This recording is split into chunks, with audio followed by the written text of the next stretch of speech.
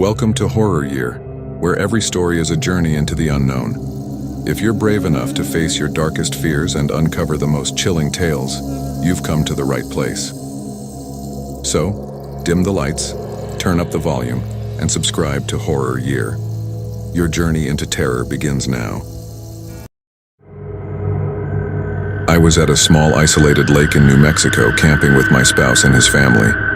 In our group, there were roughly 10 individuals, whereas the following group at the campsite consisted of 6 people. Both parties were enjoying a few drinks, talking stories, and creating s'mores when something sounded like a little child calling for assistance. It was nighttime. We all agreed that we were hearing a young girl and went together to investigate the location where the noises were coming from, even though none of the groups had any kids with them.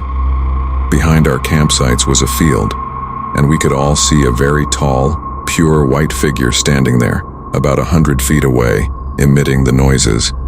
It appeared to be about 6 feet tall, extremely thin, and completely white, as we all agreed. We moved in closer to examine, but as we got closer, whatever it was we saw began to back off and vanished into the trees. As we tried to fall asleep, we could hear the small girl begging for assistance all night long.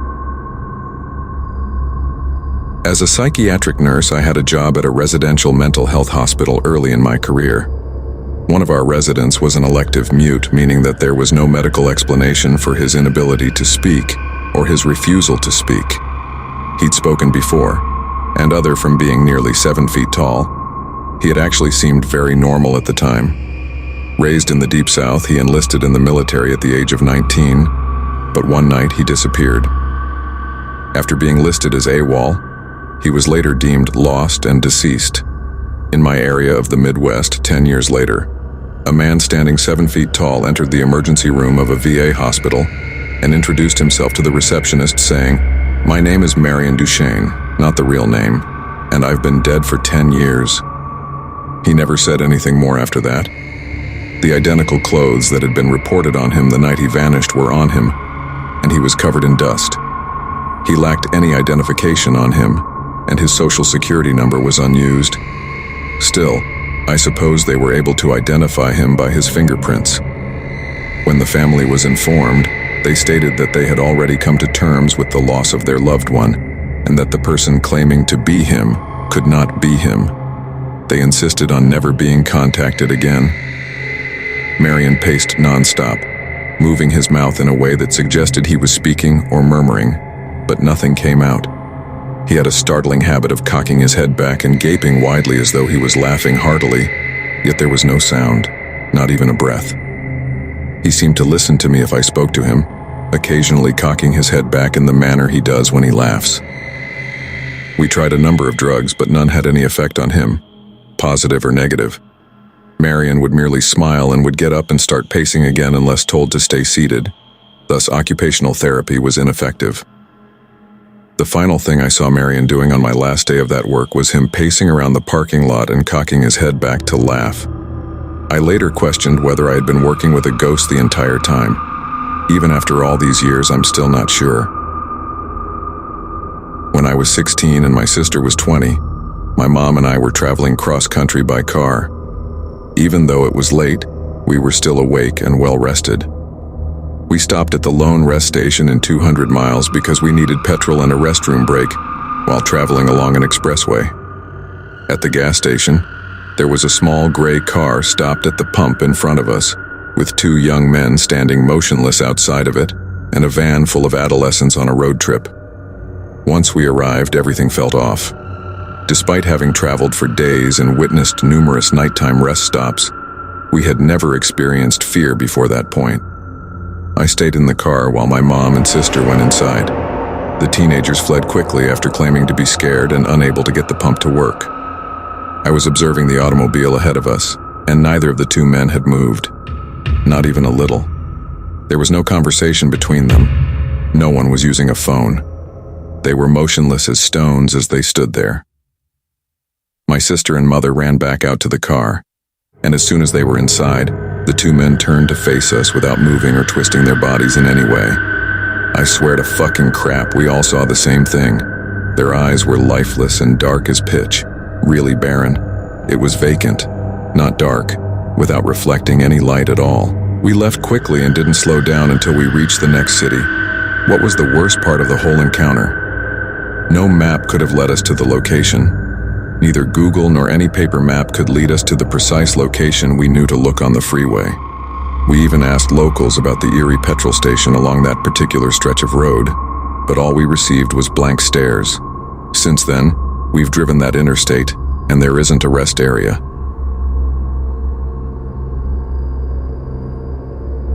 We were going through a huge cemetery in my friend's pretty old beat-up Subaru. We paused and down a hill to find a small pond. On the other side of the pond, there was a person seated on a rock. The figure was completely dark, and the only distinguishable aspect was that it appeared to be a man donning an outdated top hat. We yelled, "Hello," and waved foolishly. He just sat motionless on the rock without acknowledging anything. Suddenly he leapt to his feet, began to dash across the lake to us, and disappeared into the thin water approximately halfway across the pond. I yelled and hurried back to the car with my pals. We heard something thumping on the back of the car and the car would not start. We would hear it roughly every few seconds, but it wasn't a continual bang. From what we could see in the dark, nobody was outside, but there was a commotion coming from the automobile. I tried to call my mom to come give us a lift as soon as I opened my phone, but I couldn't get service. We were all without cell service. We spent the next 30 minutes attempting to start her automobile. After that, there was no sound of banging, but we could feel a strong pressure all around us. When the automobile finally started, she depressed the accelerator. We drove quickly out of the cemetery. As soon as we got through the gates, our phones started working again. I can say with certainty that there was something or someone out there that wasn't a human or an animal. It was nice to see a longtime buddy. I attended my high school reunion when I was 37 years old. After landing at the closest airport, I leased a car. About 35 kilometers had to be traveled through an extremely remote and nearly deserted area of the nation. I noticed someone flagging me down on the side of the road about 3 miles outside of town. As it happened, it was one of the guys I went to school with. We get into the car and Jim, not his name, starts talking. He may have been a little older, but he still looked the same to me after 20 years apart. When we get to town, I ask him if he wants to grab a drink at the VFW. "No, just take me home," he responds. I turned to go in the direction of my grandmother's house, where Jim's parents had lived only a few blocks away, but he told me to take him to the outside of town. I deduced that he resided in the mobile home park that was nearby. "Just dump me here," he remarked as we got to the end of the turnoff. "It was nice to see you again," he says before disappearing into the darkness. I go to the VFW, run into some of my former classmates, and we strike up a conversation. I add that I just dropped Jim out 3 miles east of town after picking him up during our conversation about who is attending the reunion. Everyone falls silent, even the karaoke singer who pauses and puts down his microphone. As white as a brand new t-shirt goes my cousin. "Jammy passed away on that bend 8 years ago, Barb," rolled his vehicle. I was informed. We were all at his funeral. I stepped outside to the car to take some deep breaths since I was starting to feel pretty lightheaded. The local newspaper with Jim's obituary from 8 years ago is sitting on the seat. The paper is still with me. We learned that a woman had died in our house at the hands of her violent husband shortly after we moved in. She detested males. Every morning my dad would be covered with scratches, and my brother would also get scratches on him if he mistreated my sister or me. My brother struck our sister with something one day, hurting her. Later that night, when he woke up, his nose was horribly bloody. My brother shattered his twin's arm while practicing a wrestling move the day we moved out. If it hadn't been our last night in the house, he says he would have passed away that night.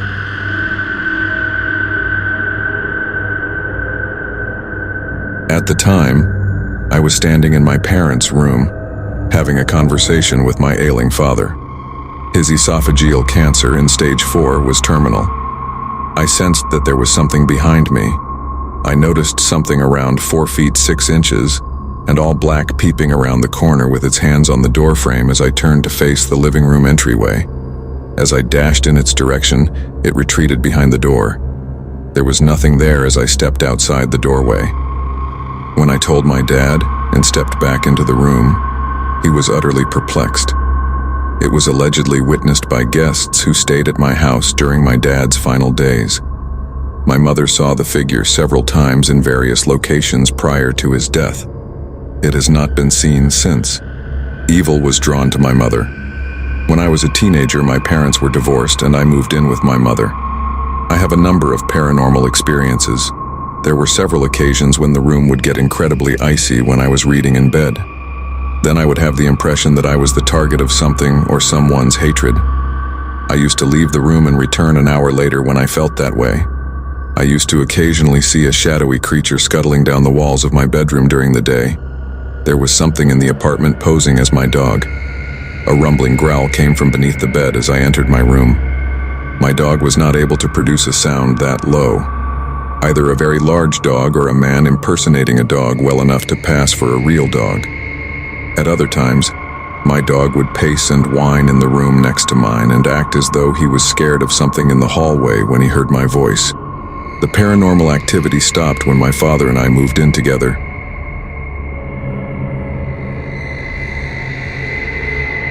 All we could find within our budget was a basement apartment, so that's where we relocated right away. There was a poltergeist here, and my wife was scared. Whatever lived there with us made it quite evident that it preferred to be alone itself. Items such as glasses and dishes would be snapped up off the shelf. My spouse was struck multiple times. We constantly had the unsettling impression that someone was watching us. There would be dazzling bursts of light that would light up the entire apartment when we would stroll through it at night. One evening, as my wife and I were getting ready for bed, out of nowhere, we heard a voice say, "My name, move." My spouse and I exchanged glances. I said, "You got it, bud." 2 days later, we moved out and stayed with relatives. A few months after the elderly owner passed away, the house was demolished. Even now, the lot remains vacant with only a tree and some grass. I still occasionally drive by it.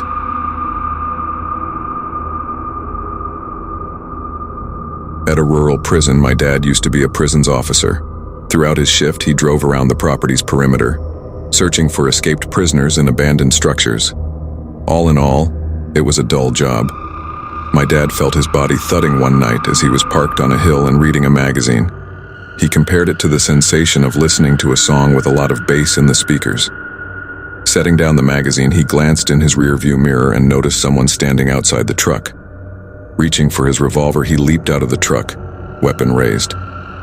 He saw, from outside the vehicle, that it was a parade of Native Americans who were passing through it and going straight through his seat before vanishing where he was sitting.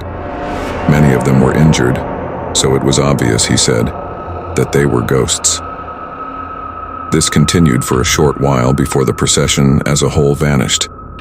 When he tried to explain things to the other perimeter guy via his walkie-talkie, the other guy nearly instantly stopped talking. It turned out that the other guy had witnessed something previously, but refused to discuss it since he didn't think ghosts existed. The Chamber of the Demon. I was employed in a hospital's lockup unit as a forensic nurse. One elderly woman among us claimed she was being tormented and mistreated by a demon she would refer to as Tiberius. Her time on the unit was filled with so many bizarre incidents.